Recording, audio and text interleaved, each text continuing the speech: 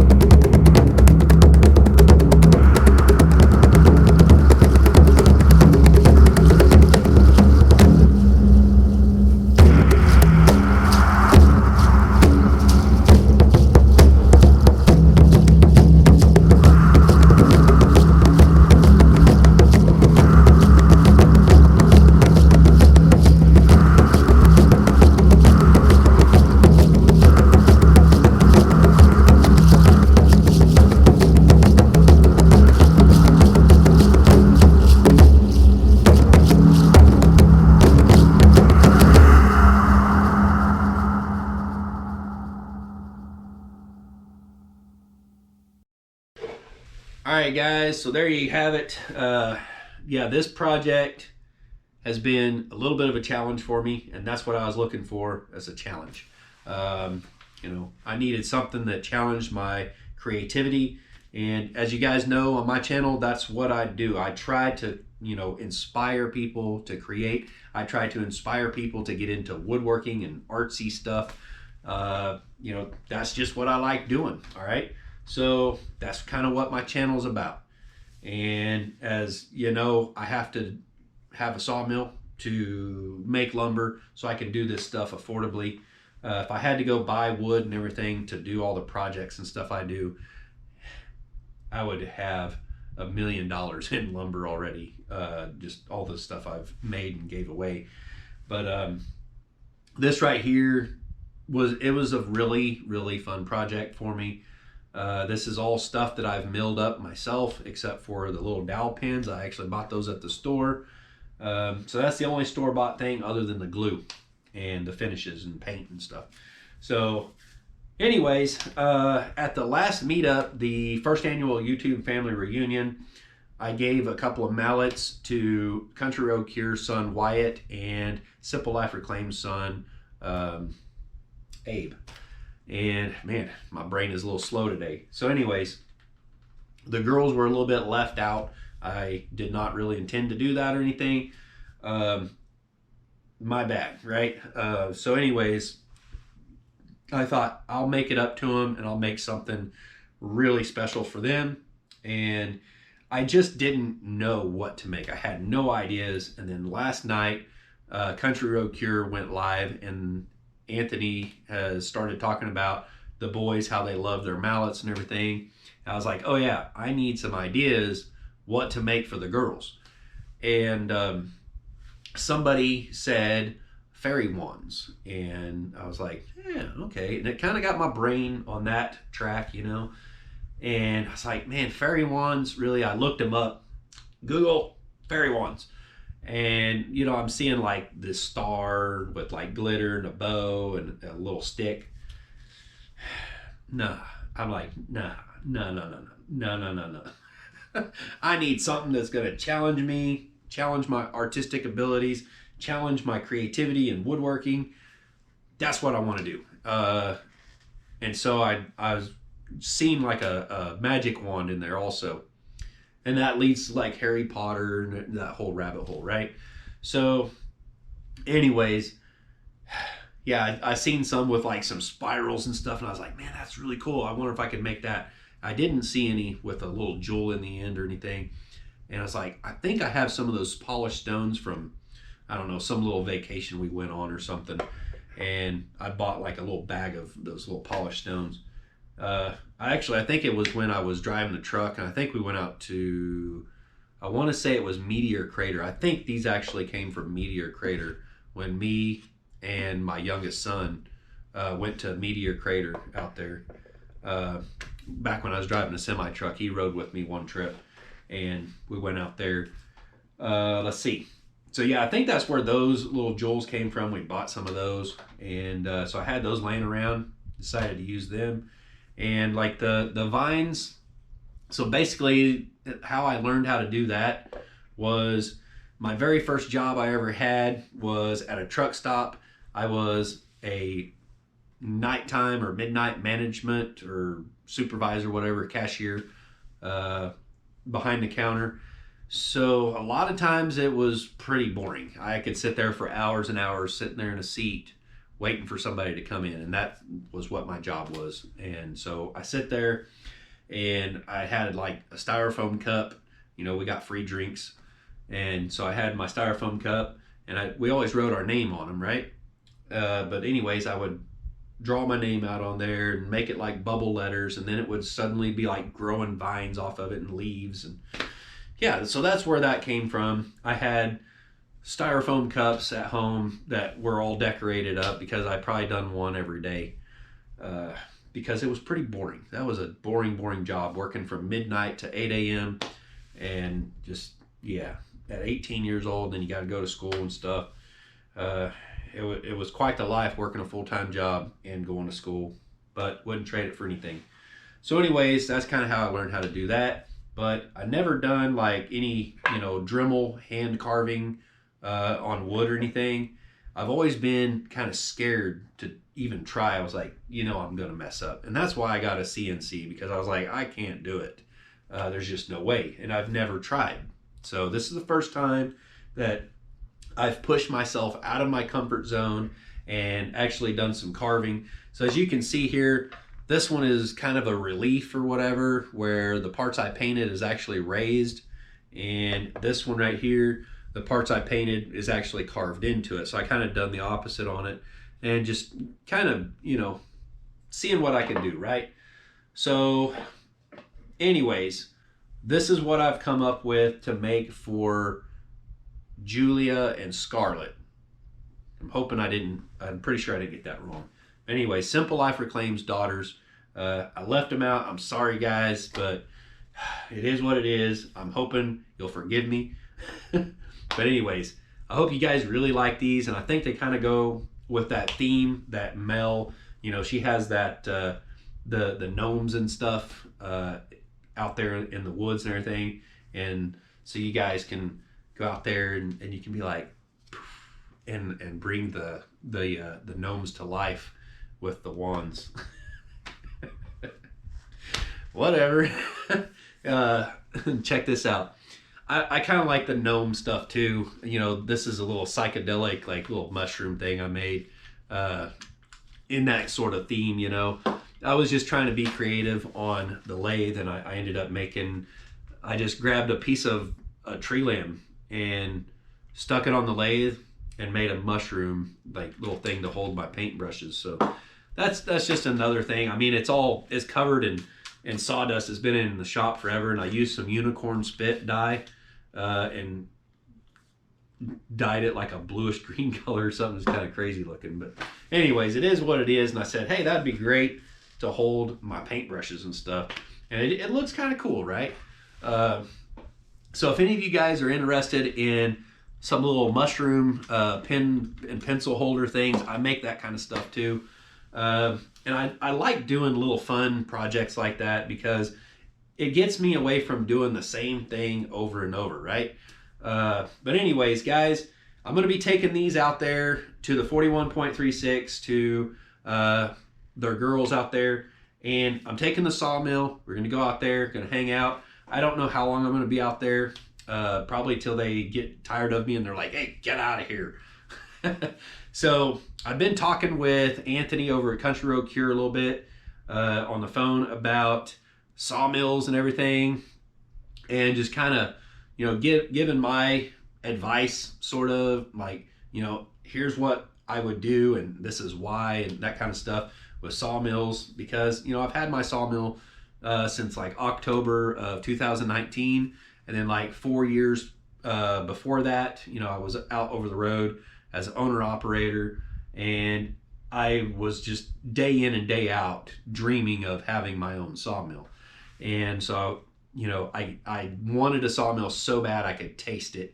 I ended up selling my semi truck. It was not paid off yet. It seemed like every time I would even start getting close to paying it down, something else would happen, and I would be like several thousands and thousands of dollars back into that thing. So it just seemed like a vicious cycle, and I didn't feel like I was getting where I wanted to go with that. And the only reason I bought that was because I figured I was going to use that. That was equipment that once I got it paid for, that was a big piece of equipment, very expensive, that I was going to use that to haul logs and stuff. And, in my studying of sawmills and logging and all this stuff, I finally discovered I don't need a semi truck. I'll just pay someone to haul logs to me if I have to. But then I found out I could make a log arch trailer, and so I kind of went that route. So I paid it off. I bought a sawmill, and in the meantime, I'd learned a lot about sawmills, how to use them and everything, all the little differences, the nuances and stuff between this brand and that brand, and the specs and the sizes of them and everything. And so I do have a pretty good wealth of knowledge on sawmills. Now, when you start comparing prices change all the time, right? Especially now. And the biggest problem is right now, everybody and their brother has ordered a sawmill. And so every manufacturer is anywhere from like 3 months to a year to 2 years out on delivery of a sawmill. So you end up ordering a mill, putting a certain amount of money down on the mill, if not paying for the whole thing, and then waiting and waiting and waiting and waiting to get it.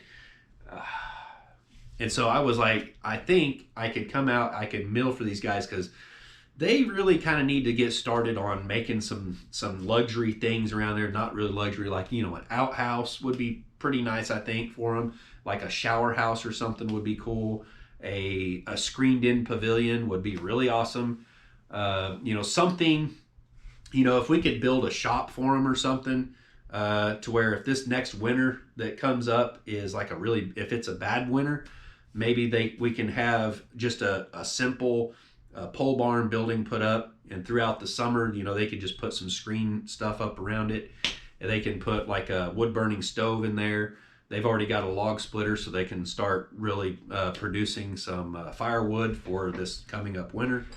And it doesn't usually get extremely cold in Arkansas, but I lived there as a kid, and I've seen some pretty darn cold days down there. Arkansas it's a good place to live. You know, it's a moderate climate, and sometimes they get a lot of snow. Most of the time they don't. But anyways, it does get pretty cold. I've seen it in the negatives down there before, like negative 10, 15 degrees, but usually not for very long. But so if we could make, you know, if I can go down there, we can fall some trees and mill up some, you know, some 6x6s or something to make a pole barn, something that can maybe be a shop for those guys in the future, or maybe a place, you know, something they can put their mill in later on down the road. If we can do something like that, and I'm kind of holding off until they have the dozers down there to clear land and everything to make way and have a little area set up to do something like this. So, you know, this is just my thinking, right? I don't know what we're going to do. It's really up to them.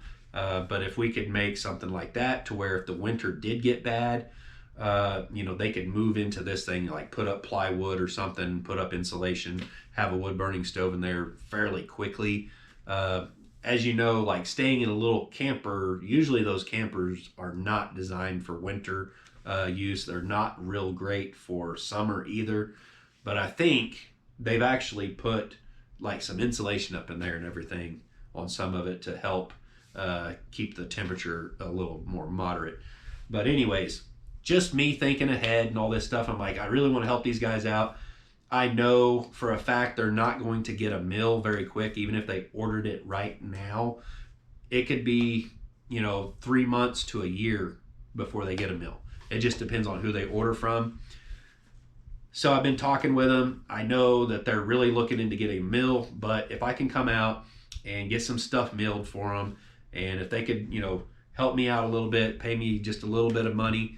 I mean, I'm not asking for money from them.